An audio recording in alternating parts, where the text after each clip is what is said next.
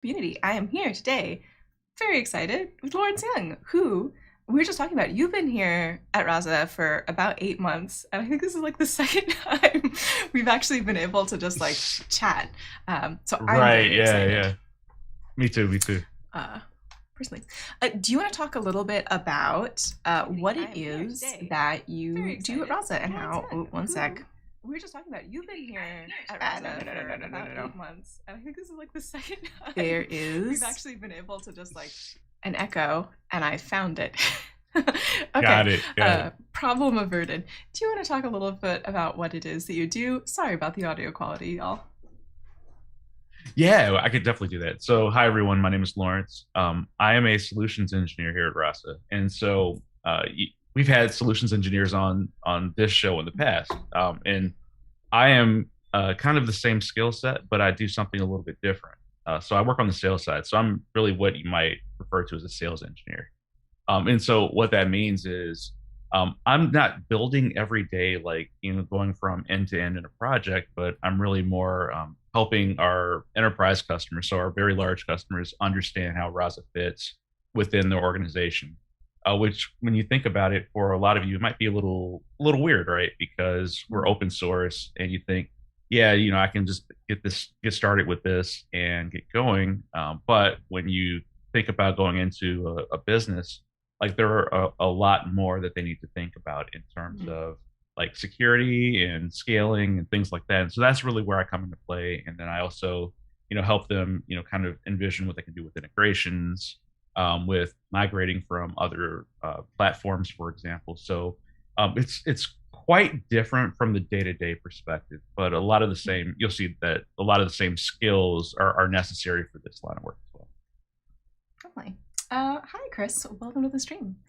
And I think, all of us can think of instances in our developer careers where it would have been just super helpful to sit down before you start a project and like talk with an expert and get their input and opinion before you pick the weirdest possible implementation, and then no one else has done it and you can't find any help Yep. and you're like, well, I messed up somewhere. So Oh, I've been there and had to throw stuff away and start over, right? Which is same. one of the things I like about our community too. Like the forums are great because you Mm-hmm. see a lot of people doing some of the things that you're already looking at doing, and you also see how not to do things because people say, "Hey, this didn't work well." Yeah. But when you're a business, like then it's there's a little more. I guess I should say hand holding involved, and so that's where I come into play. Yeah. Uh, it's a lot more expensive to have to scrap something when like 8 people have spent 6 months working on it than when it's been like you for a Right. week and you're like, don't know about this one. Yeah, exactly. Like I have nightmares about that, like big projects, and then all of a sudden, like I've got to throw out this entire project because I didn't get the budget or I didn't get the approval or we changed the architecture of something Mm. all of a sudden. Like, it's just scary. Huh. Chris says, "Story of my Rasa project, lol, but it's done now." Oh, I'm sorry you had a Nice. rough time. Um, yeah, so I think with that in mind, obviously you talk to a lot of different folks who are doing a lot of different stuff at a very large scale. But if you had one sort of general piece of advice for somebody in the Rasa community who is starting a project, what would you say to them? I would say make sure you take a really good look at our architecture diagrams. And the Mm. reason I say that is because in our docs, like we have our architecture diagrams, and then we also have kind of descriptions in terms of, what each piece is. And that's important because I've come across a lot of developers who they start like when they go in the Rasa project, if they haven't looked at the architecture diagrams, they start trying to build a lot of the stuff that we've already got done for them.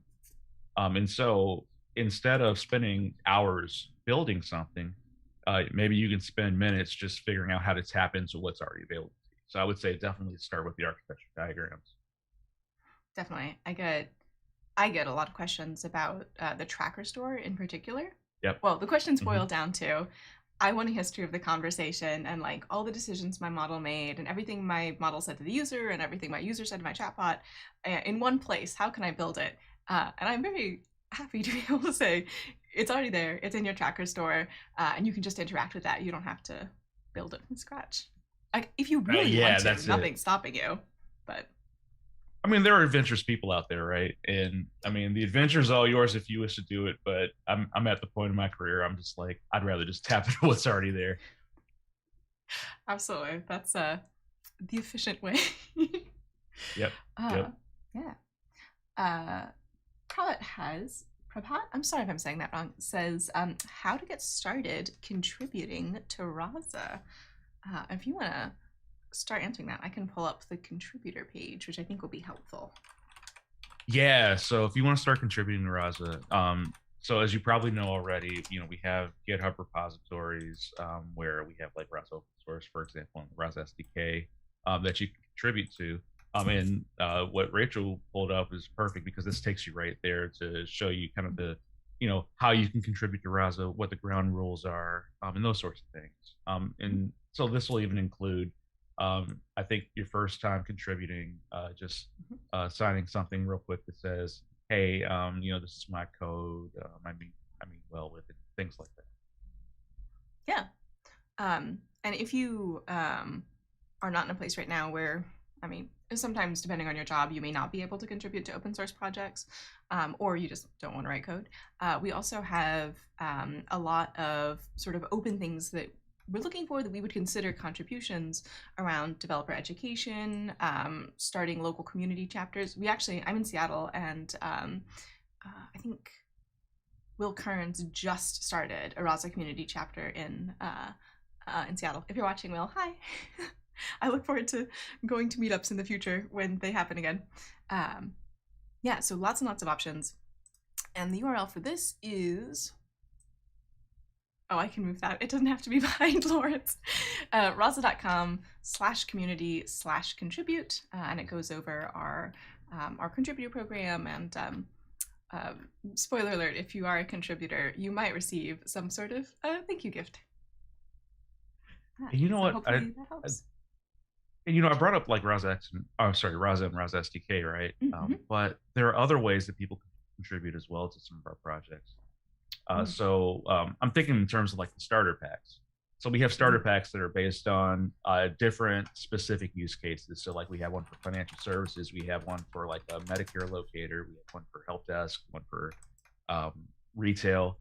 And oftentimes we'll get people who come in, look at those, and go, "Hey, I'm part of that industry, and here's how you can fix that, or here's how you can improve that." And so we'll get people who contribute to those too. And so we're always happy to contribute or to collaborate with you on those also, because what at the end of the day, like me and then our customer success engineers, we do work with different customers in these industries, but we don't always have experts in those industries who are able to say that this is accurate or this is really what we need or what we hear from our colleagues. And so that's where you come into play. Yeah, that's a really good point. And the URL for this is info.rasa.com/rasa-bot-starter-packs. Or you can search for Rasa starter packs in your search engine of choice. Timothy has a question.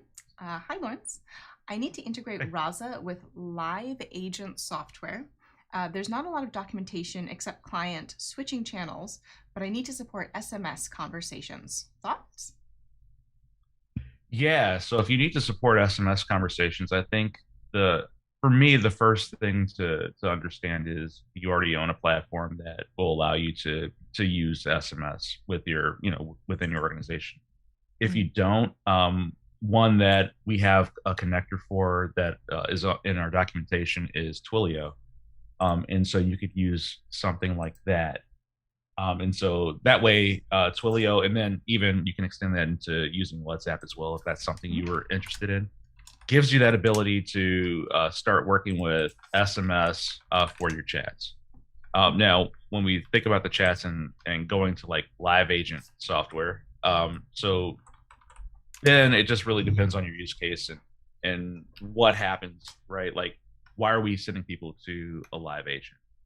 So when you're building your bot and you're setting up your conversation flows or like your stories and rules, for example, you have the ability to use custom actions that are housed in the Rasa Action Server, which is part of that Rasa SDK. If you look at the architecture diagram, so with that action server, you can create those custom actions to go to to trigger a connection to your live person or whatever your live agent is, right? And so that's kind of think about it in terms of when you need to connect people to it. So when in the conversation that needs to happen. So you might have stories or rules or both, depending on the situation. Then you'll want to make sure that you have channels configured to work with SMS, either like, for example, via that Twilio connector or extending Twilio into using WhatsApp, or if you've got something else that you use. We have ways to connect to those things via REST APIs, for example. So you can use you can build your own connector using REST and tapping into our Sanic server and things like that. They have a lot of options there. Yeah, hopefully that's helpful, Timothy, and answers your question. And the Twilio connector, I just searched Twilio in our docs. I think I did that off screen. Nice.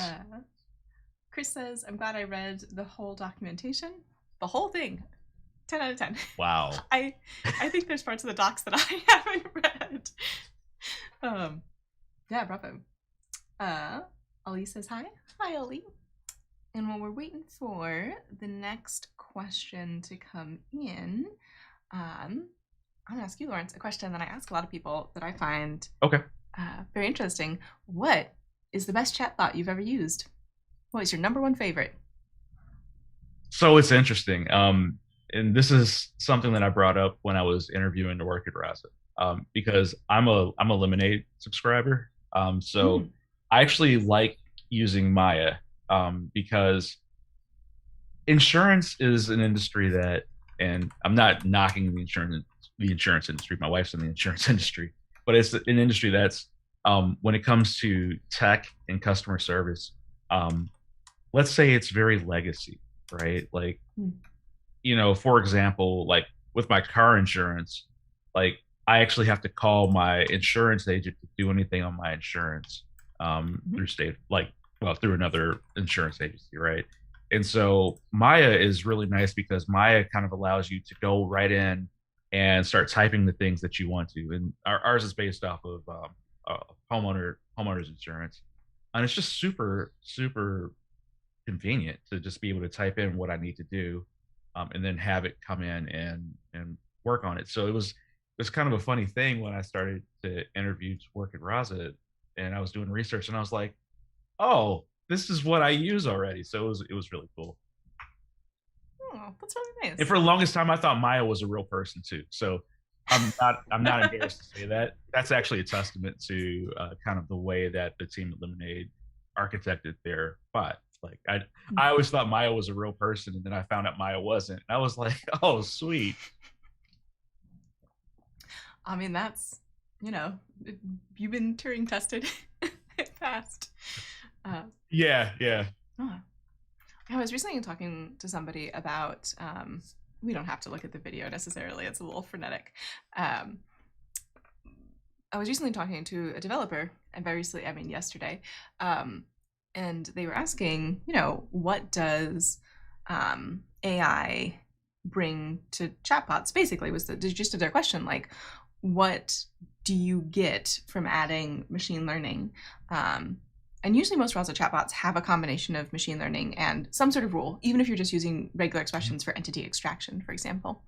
And the thing that I think that you really get as a user is flexibility, because you don't have to remember keywords. You can state things in your own words, and you can follow, whatever conversational pattern feels most natural to you. And if the system's well designed and can handle, variety in the input, which is what machine learning is good for, you can have a much more natural conversation. The flip side of that is that as a developer, you're going to have to handle your data. You're going to have to add like processes for annotation and checks, because your system, you can predict the output given an input that you've seen before, right? Like if you do A, you'll always get B. But if you have, gamma, you don't necessarily know what's going to happen. So making sure that the set of things from which what will happen is being drawn, but not with complete certainty the exact thing that will happen unless there's a rule. So handling that flexibility is shifts a bit of the burden onto the developer. So just things I've been thinking about. Well, and that's interesting too, because when you think about it, like, not only does AI and machine learning give us the ability to have more human conversations with the bots that we create. So it's I don't want to say it's less predictable, but it's less mundane, right? But when we think about it, and those conversations that don't happen often, it kind of goes back to Chris's question about like going to a live agent. That's an example of where machine learning, it really gives us that ability to say, okay, well, we're at this point in this conversation, and none of the options that we have to predict what our next response should be is good enough, based on some threshold that we set in our configuration, right? And so then machine learning gives us the ability to say, all right, instead of maybe failing, failing badly, we'll fail gracefully and have the bot then hand us over to a live agent instead, right? And then we can send all that context to the live agent, which is great because then you're still continuing that very human conversation and you're not losing ground in that conversation. Yeah, and it's, I think it's a really good point also about failing gracefully.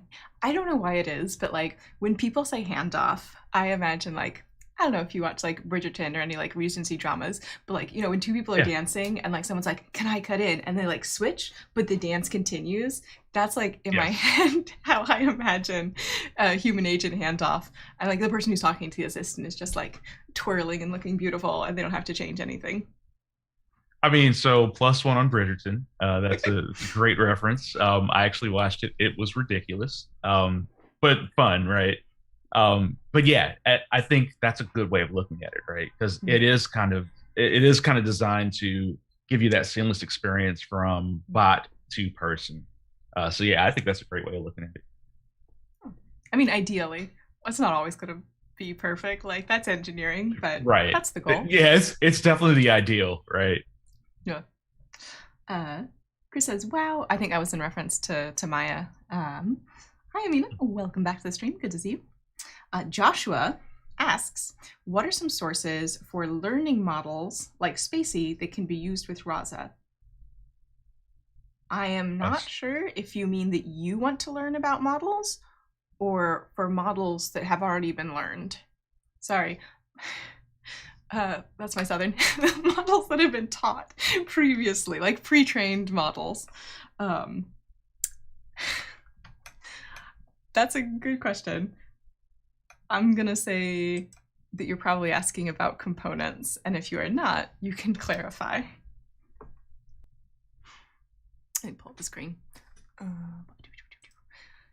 Yeah, so you can, where were components being configured, right? Yeah. So all the components that you can use, like right out the box that we already support, are listed in here. So if you're interested in learning more about specific ones that are not produced by us, I would go to their documentation. So the Spacey documentation is real good. And I would go check out their stuff. Vincent, who's he's a research advocate here at Rasa, has also done some stuff for Spacey that's very good if you're interested in that. For Hugging Face, this isn't the like specific connector you would use anymore, but for that I would look at the Hugging Face documentation that is pretty good as well. They have a lot of details about specific models. I'm just gonna pull up the BERT documentation real quick so you can see what it looks like. Yeah, and oh yeah, there you go. Okay. So this is the sort of information that they have, and then these are things that you could tweak yourself if you wanted. I don't recommend starting there. It takes a lot of time, and you're not guaranteed to actually see any benefit from it. Yeah, was there anything else you wanted to add, Laurence? Yeah, I was gonna say this may be part of Joshua's question, but maybe it's not. But I think it's worth saying is that if you want to create your own pipeline, we can show you how to build your own pipeline components. Yes, So absolutely. that's gonna be definitely relevant for you if, like, for example, you're looking to maybe build some kind of pre-trained embedding that's based on Mhm. just your business or your industry or your company, that you would like to include in Rasa, so you don't have to actually build, that in your NLU, Yeah. yourself. So that's something you can do too. Oh, and there's some. Okay, so you did mean models that have been learned, pre-built models that can be imported into Rasa. So with the custom components, whatever pre-built model you would like to add, you can do that. You might have to do some like futzing to make sure that the dimensions matched up. That's, I mean, if you have trained a lot of machine learning models, you know that the tensor mismatch errors are plentiful. But specifically pre-trained models for Spacey, um, there's a section in the Spacey docs about specific pre-trained models they have, and they don't. Oh, you can't see the little modal here, but they have, was it like 14, 15 languages? I Yeah. think it's 17 now. There's a lot. Yeah. There's a lot of languages, and then there are also variations on those languages in terms of Mhm. like what their sources are. So, like for example, English, I think there are four, right? There's a small, medium. I think there's a That sounds web, right. um, But also, you something don't else. need to load in the full language model anymore. There've been some like changes with the Spacey architecture. Mhm. Yeah. Yeah, you don't have to load the whole thing. You don't have to link it either. Mhm. That's all stuff that or they take care of for you already. Uh, yeah, definitely helpful. Thank you. Good. I'm glad we could help. Sorry, I had trouble interpreting your question. Um, Amina asks, after building an assistant with its own training data stories rules, if I run Rasa init, what will happen? So Rasa init always creates the same assistant. And what will happen is it'll ask you if you want to create it in your current directory where you have a bunch of files. And if you say yes, the assistant in the current directory will disappear. It'll be erased. And in its place, you'll get moodbot. So it's the same, whenever you run Rasa init, the same code is always generated. Um, yeah. So don't write over your assistant. I mean, Or in presumably other you're words, using use version version control. control just in case. Yeah. Yeah. Yes. But yeah, that's a good question. That's a Yeah, no, we don't have like a automatic builder or anything. You know how I learned that? Oh no. So yeah, yeah. So actually, this is another story from when I was interviewing. I was like, man, this is fun. This is great. Like, I put a bot together, played with it, and everything is good. So I was like, I'm gonna build another one. I did Rasa Init in the same place, and I was like, oh well, I guess I need to build that bot again for my interview. Like, it was so funny. Oh, I learned that very yeah. early. Yeah, Um, I'm sorry that happened. That sounds yeah. frustrating. It happens. It's okay. Uh, Tuan, sorry if I'm saying that wrong. I do not know how to read Vietnamese diacritics. It says, hello from Vietnam. Hello from Seattle. Chris asks, are there downsides of using language what's this one, colon, en, so English, in the pipeline when the bot understands multiple languages? Would the bot be better at English, at worse at other languages, or would it not get affected? I don't Oh, actually so know what that changes. is this in relation to Spacey? Because if it's in relation to Spacey, I think it's in the config file. yeah. Let me look in the docs. Okay. Specify components. Blah, blah, blah, blah, blah, blah, blah, blah. Yeah, I think that Chris was asking about this thing here. Oh, okay. So yeah, can't you? Okay, so yeah, I think that I don't know if that's actually an operational configure or operational parameter as opposed to just an informational one. Hmm. Because I'm thinking about it Yeah. in terms of like I'm thinking in terms of it like there are some third party tools that will allow you to build bots in different languages to keep them all in the same project. Mm-hmm. And so what they do is they'll look at the language at the top and say, okay, this is English or this is French. So Mm-hmm. like there's one in particular with a customer that I worked with in Montreal. So they English and French, and they Mm-hmm. had to separate them out by English and French that way. And so then based on that, the program will pull back whichever config file was needed for that particular language. Mm-hmm. So I think in terms of if you're just using Rasa by itself, I think that's more of an operational parameter as opposed, I'm sorry, an informational parameter as opposed to operational. Yeah, it's good to know. I don't There's think a lot of I think there though. That's the only thing. I'm pretty sure that if you change this to like, I don't know, Like FR, the ISO code for like Quechua or something, like I don't think we have a pre-built model for Quechua. Not because it is not a valuable, important language, and if you speak it, it is any less good than English, but because we don't have one for every language. Yeah. So yeah. I think like what your bot is good at is going to depend on like the specific setup of your pipeline and your training data. I hope that answers your question. Joshua asks, what are the advantages of a custom pipeline component?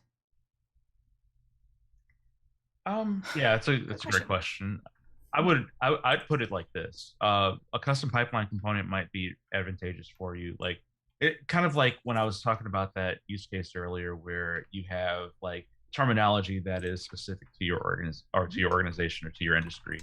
So very domain based language that would be confused with like something that has pre-trained embeddings, right? So for example, I always use the balance the balance example where it's like if you use spacing, use balance. You know, balance is like kind of me being able to stand on my own 2 feet and not falling on my face, right? Versus if you work for a bank, balance means something completely different. When somebody asks how, somebody might come up to the teller and ask how, how's my balance, and they're not going to say, well, it seems okay today because you're standing up. They're going to say you've got $85 million in your account. So that's the thing. Like that's where building a custom component that has pre-trained embeddings that are specific to your business or industry really makes sense.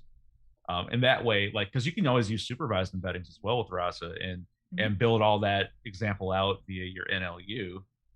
But the thing is if you do that, you're going to continue to need to modify that NLU, and it continues to grow and everything, versus creating a custom component where you can just reference where it lives and you save a lot of space in your project. Yeah.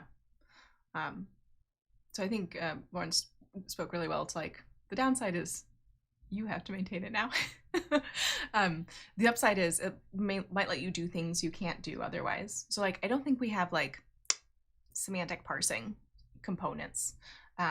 But if you really want semantic parsing for some reason, then you'd add it yourself. So the benefit is that it lets you be really flexible. The downside is that it's more work. So is it? I think it's really just sort of like a product management question. Is it worth your time? Is the additional functionality going to make your assistant significantly better? And we also are you going to use it in multiple use cases too? Like that's the other thing, right? Absolutely. Like because I'm thinking like in terms of like a sentiment analysis plugin, right? Like you might use that across multiple projects, and so that's something that you can just plug in wherever you need it.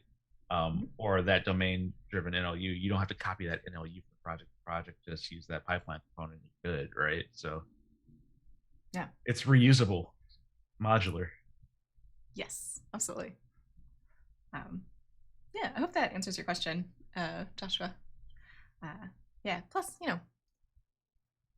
custom components can be fun if you are really interested in more of the machine learning engineering side of things. But are they also useful? That's the question. Rob has a great question. What is the biggest challenge you face in training an AI chatbot to use multiple languages? I feel like there's two big ones that come to me right away. The first is the pipeline, because different languages have different things that you need to do to turn the words into numbers, basically. So like in English, you can just split stuff based on white spaces because our words are very short and impoverished. We don't have a lot of morphology. That's not going to work in German. it will create a huge headache in German. So you need different NLP tools as part of your NLU pipeline. I think the other really big thing is situations where people are using languages together.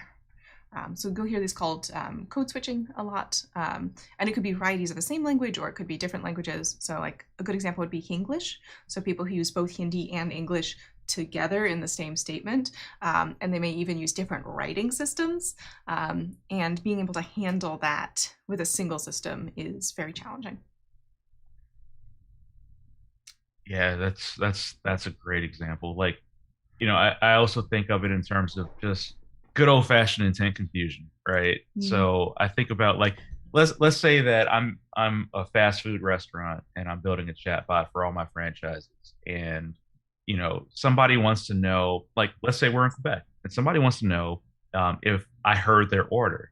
Well, in French, to hear is entendre, right? And so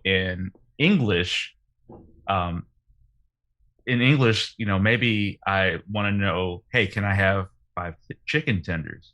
Well, tender and entendre are very spelled very similarly. And then all of a sudden your bot doesn't really know what to do, because it's like, well, this is, this word, either the French version of to hear or tender is in this sentence. Which one do I go with? And so then we have an issue there too. Like that's the first thing I always think about is, how, especially like, I guess the Latin-based languages, how they're so similar, and in many cases you're going to have multiple Latin languages or multiple languages of a similar origin in a region, right? So it could be difficult that way too. Definitely. And you could have like false cognates that have very similar surface forms, like are spelled very similarly, but mean very different things. Completely different things. Yeah, absolutely. Yep. I think the classic example is like, I don't speak Spanish, but like something that sounds very like the English word embarrassed is pregnant in Spanish. And those have fairly different meanings, I would say. Yeah, it's funny because I was thinking about this over the weekend, because I was actually just reviewing a bot that somebody sent to me, and I think there was a Cambodian name in the NLU, and it's Lay, LE with an accent circumflex over it. But then le in French is also spelled LE, but without any accent over it. And so there you go, two completely different things. The versus I'm actually asking for somebody, right? So it's that can be difficult too. Yeah, it's hard. I would say. Yeah, I feel like question, Rob. Yeah, anytime you have, like, especially languages with different alphabets, and they are in the same they're in the same kind of corpus, right? Like that could be a problem. Yep, they might not even be written in the same direction. Yep. Right. Yep. Chris says he did Rasa init on his project as well. Glad he had version control. Yes. Very helpful. Welcome to the club. Pret XD says, how do you integrate pre-trained embeddings? So we actually have quite a few. Let me pop up the screen. So I don't remember off the top of my head which of the featurizers are pre-trained. I know some of them are trained on your text. Yeah, I mean, Spacey would be one. I want to say, isn't language model featurizer? No. Oh yeah, this is where Bird is, right? Yeah, that is Bird this one's pre-trained. Yeah, that's where Bird GPT-2 are now. Yep, that's right. Yep. Yeah. So you would just change your components and point it towards your pre-trained thing, and there should be an example here of all the different options that you have for pre-trained language models for embeddings. And that's what's taking place of, like, the Hugging Face architecture that we've deprecated. So yeah, that would be what you would use. Albanov says, how can we add a date picker in a chatbot? If you're asking, like, like a visual component that somebody can like click on and interact with, that's going to depend on your front end. It's going to depend on where it's deployed. If you're asking, okay. No, I would say I'd say that's accurate, right? I think it's all about what custom channels you're using and what they support.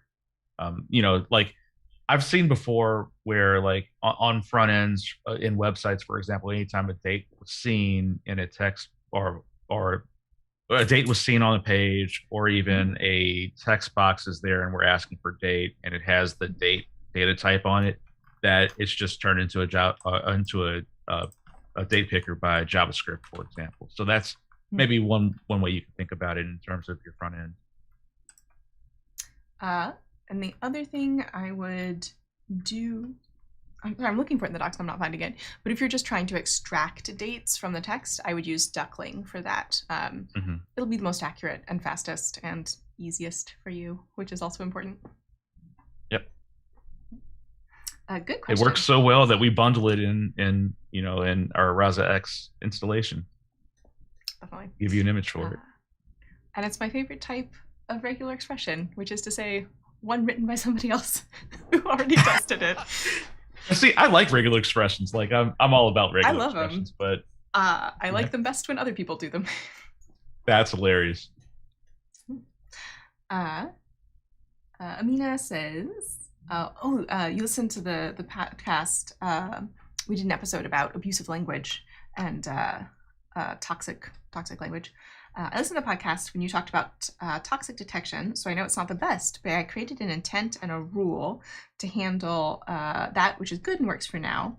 But I'm afraid with n-grams that I use to take care of typos, the assistant will mistake real words for a curse word, like butter being detected as a curse word because it's got but in it. With n-grams, does it wait until the user is finished typing?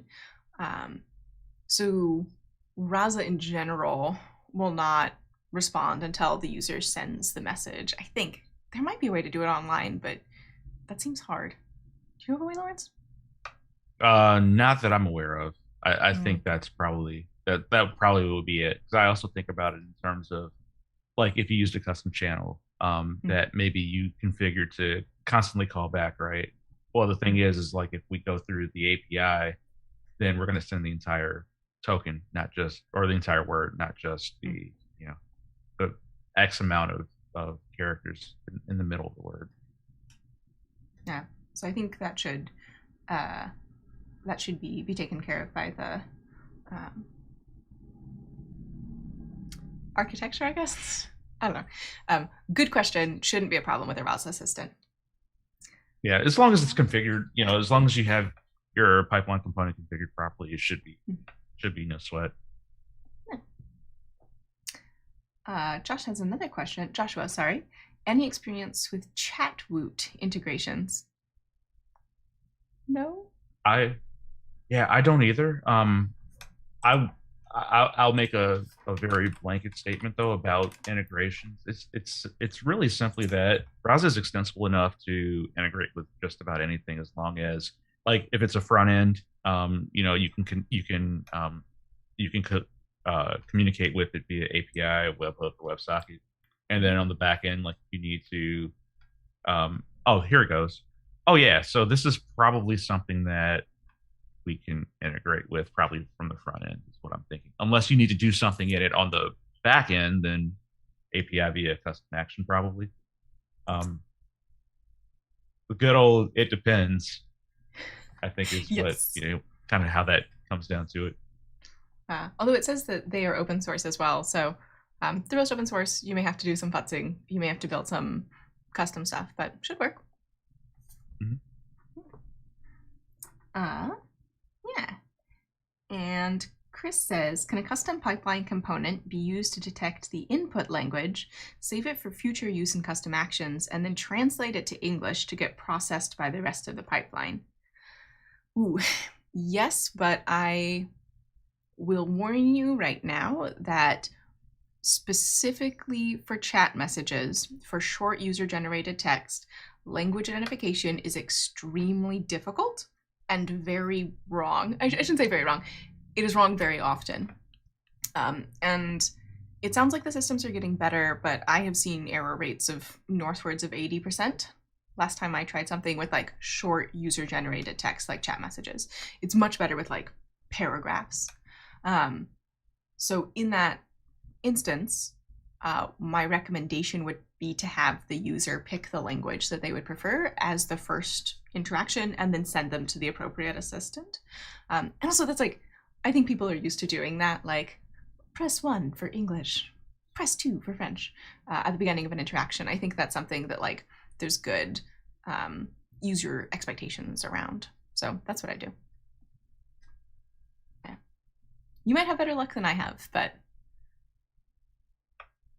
it's a hard problem.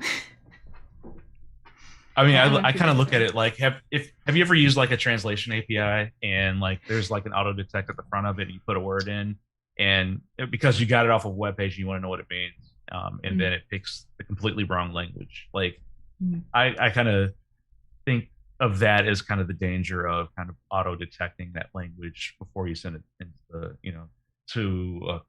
to a database or something like that. You might have categorization issues based on maybe false positives.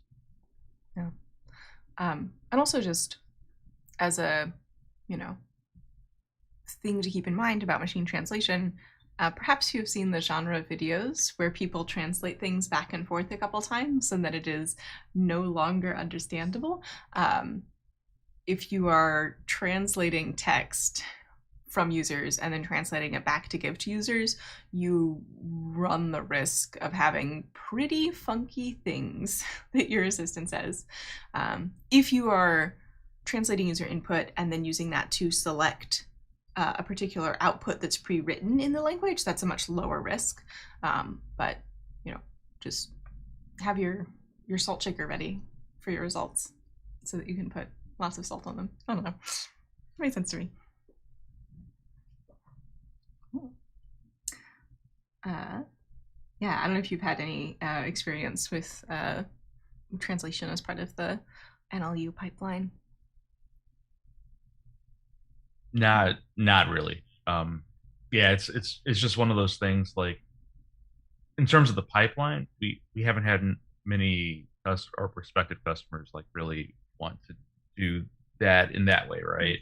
I mean, and this is like, pre-sales 101. Like the one thing that you don't want to do is start solutioning too early. But I can almost think of a solution where it's like if you build that component, maybe you have a table that has the words that you're expecting to hear and the translations, and then in another column like the language that you expect, and then maybe as part of that pipeline, if you have a match on multiple languages, then you ask the customer, you want to speak this language or that language, perhaps. Like that's one solution. It's going to be a much heavier solution though. That's the only thing, and it's not going to be as dynamic. And I would also, speaking of translation, sorry, this is something that I've been like, I get a lot of questions about this. I think it's like a very reasonable approach to consider. I've also seen not great outcomes of this particular thing. Something else to consider is right now, a lot of the machine translation stuff out there, you need to go through an API and it's like priced per call. And it can be pretty expensive in addition to introducing latency. So, consideration.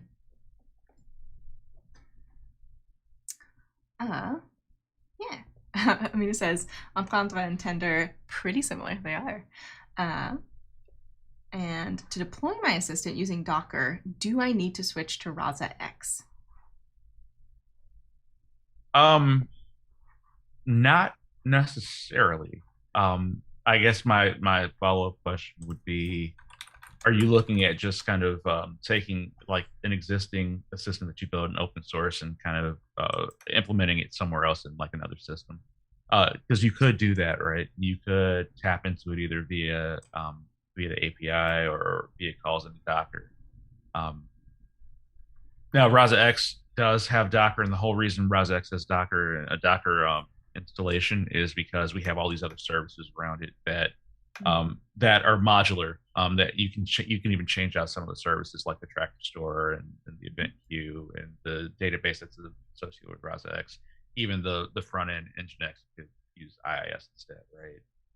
That's why we have it with Rasa X. But yeah, theoretically, you could just build a Docker image with just your Rasa open source spot and then implement it somewhere if you wish to do so. Definitely. And we have a little bit of a walkthrough in the docs as well. That I think this is the one that doesn't have the sidebar. I don't know. There's a page I was on recently that doesn't have a sidebar. I think this is the one. So yeah, definitely possible. Although I guess my question for you then is, how are you going to be looking at and handling user conversations and doing quality control on your assistant? Nobody has to use Rasa X, right? I'm not gonna like come bang on your door and be like, why are you using the thing? But it solves a problem that you're gonna have. And if you have another solution for that problem, feel free to use that. And if you don't, it is free. Yeah, and the other, what you also could do is you could install the entire Rasa X package, like with the 7 images, or it's 8, I think, that you get for Rasa X, right? And then just not use Rasa X, because if you're going to use a front end web, you're going to use a front end anyway. You could turn off the Rasa X if you wish to do so. We're still going to save all of your conversation information in the tracker store that you can access. So you could even do that and just turn off Rasa X. And we have customers that do that in production, for example, because they don't want Rasa X on in production, because they don't want people messing with the production pod and making changes to the NLU, right? Because that's troubling, right? So yeah, you could do it that way too. Yeah. Hopefully that helps. Chris has a very good question. The intents affirm, deny, and thanks can be easily confused by the bot because they contain yes, thanks, no thanks, and thanks. How can we make that better? Affirm and deny should never be confused. I have a potential solution, which is to use end-to-end learning here. So if you have something that could reasonably be 2 intents, right? I would not put them in either, because it will make it very difficult for your assistant to tell them apart, right? Because you're giving it ambiguous examples. What I would do instead is add it in end-to-end learning, which is basically a story. And instead of having an intent for one of the turns, you have the raw text the user inputs. So you'd never go through the intent classification step, so you don't end up in the position where, like you mentioned, you need to create a piece of training data that could reasonably fit in 2 intents, and you're picking one, which makes it, just from a machine learning standpoint, if something can be in 2 categories and you randomly pick one to assign it to, like, that is not going to create a robust classifier in the future. Does that make sense? Hopefully that makes sense. Yeah, so that's what I do there. Yeah. I don't know if you have another option, Laurence. So this is a shot in the dark, because I was thinking about it. What about through entity extraction? Because you could, in your story, so if you extract yes or no in your, affirm or deny intents, you could say, for, if no was, if the conditional for like whether or not no was in the slot versus yes is in the slot, and that should determine which way you go to. And I think the added bonus to that would be that if you are looking for that specific entity via the NLU, then that should cut down on your false positives, I think, of the other intent. I haven't tried this though, so I don't know if that's going to work, but I kind of feel like it might. I think that would be an okay solution for the specific instance where yes and no means something specific. And for, like, if people like, I'm trying to come up with a good example. So like if you had an assistant that, like, as part of it, if you're do magic 8 balls, it's like an 8 ball from a game, and you shake it, and then there's like a dice inside, and the dice rolls, and like it floats up to the top, and it has text on it. So in that example, the text on the dice, those are static categories. They're always going to be the same, and they might be things that you want to pick out of text. So those I can see treating as entities, because they're going to be like always the same. So like try again later, I think, is one of them. Yep. And I think in that case, it would make sense to treat those as entities. For just like, are people agreeing or not? Because there's a lot of variation in the ways that people might say that, it might work for specific cases. There are also cases where I think it might end up being frustrating.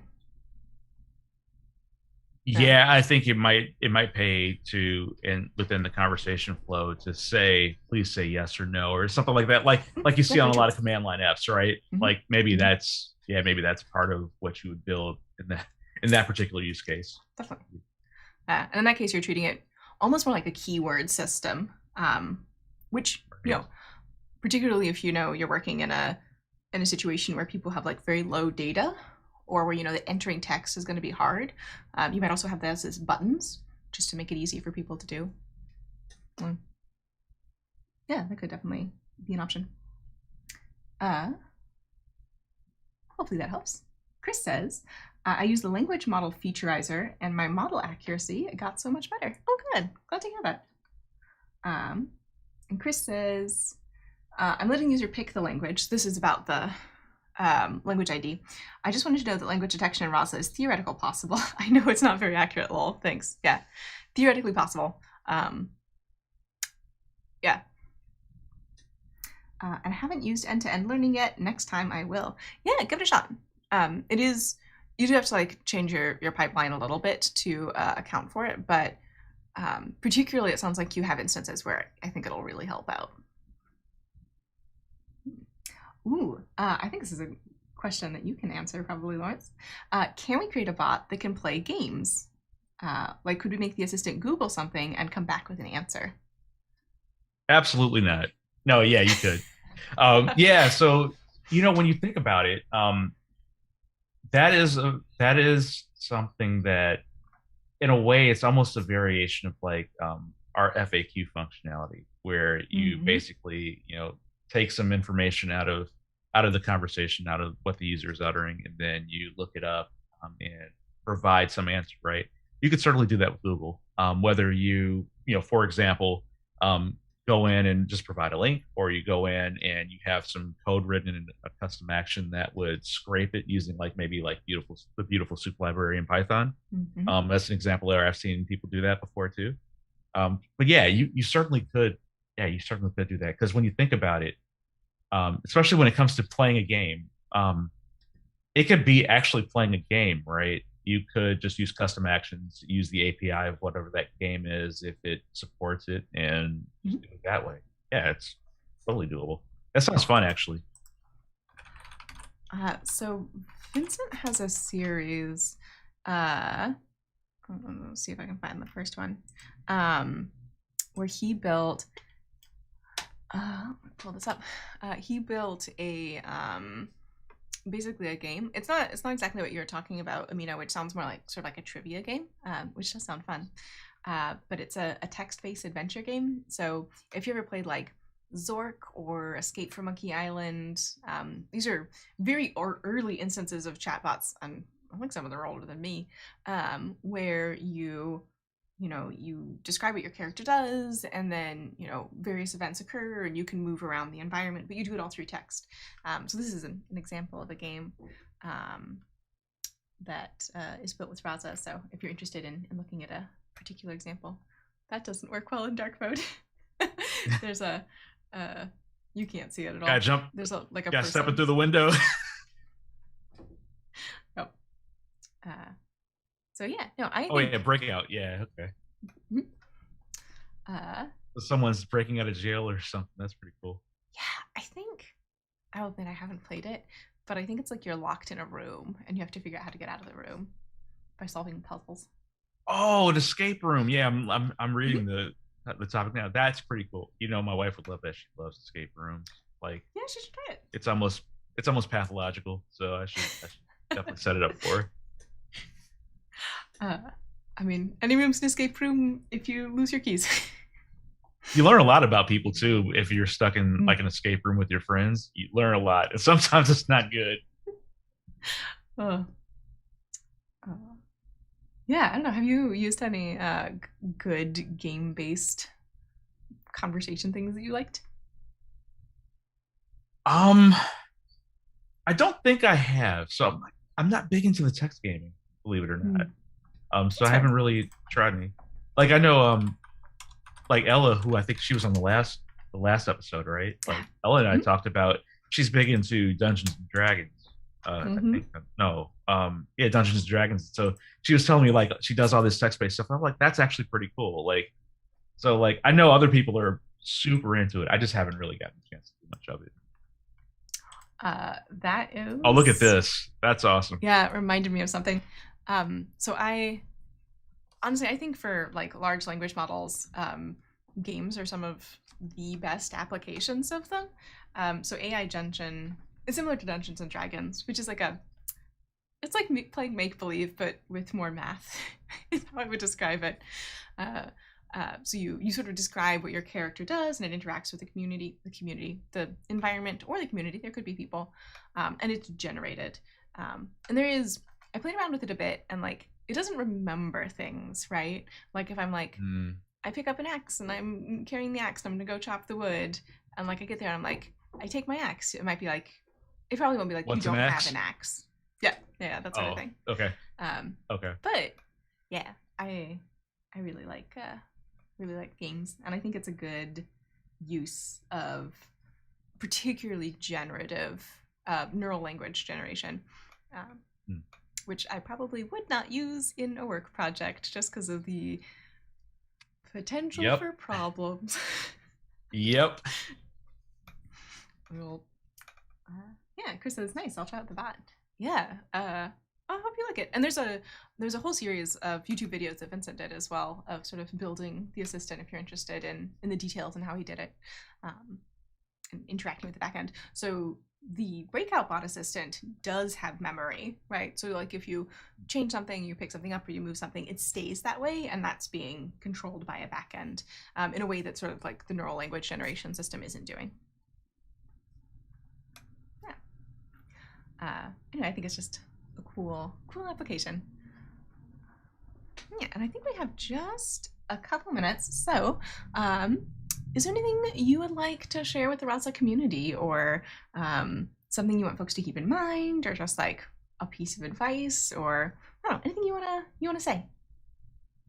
Yeah. I think as you work on like these interesting projects, a lot of if you can share it, I definitely recommend going and sharing it in the community. Maybe we can get in our community showcase, because I think it's just really cool for other people to see how you're using Rasa in a way that Mm. they might not have thought of.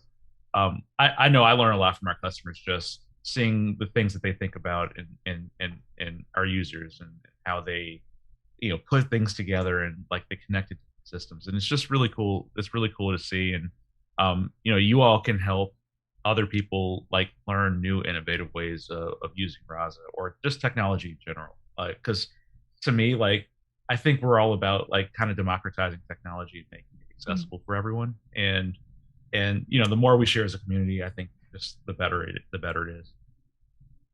Yeah, I agree. I really like the Rasa community, and I feel very lucky to be able to hang out with y'all. Um, and also my coworkers, they're also pretty good, I would say. All right. So thank you so much for joining today, Laurence. Thanks for joining Yeah, thank everybody you. who joined the stream. Tomorrow we will be doing paper reading. Ooh, that's right. We have the new paper out of Kwakala's research group about replacing attention in transformers, which I'm very interested in, because it looks like it reduces the number of trainable parameters substantially without a huge performance drop, which, if you know me Wow. and you've watched a lot of my stuff, you know I like small models. I like things to be compact and efficient, and this is something that is both. And then we will be live coding on Friday. So that's the plan. Yeah, you're very welcome for answering your questions, Amina. Thank you for Thank you for joining. And they are not strange at all. I would say they are questions that lots of people have, but you're the one who asks them, and I appreciate that. Yep. Yeah, a lot of times people are just afraid to ask certain questions. So any questions you ask are really, really valuable. So thank you. Yeah, absolutely. All right. Thanks so much for joining, Lawrence, everybody, and I'll see y'all tomorrow.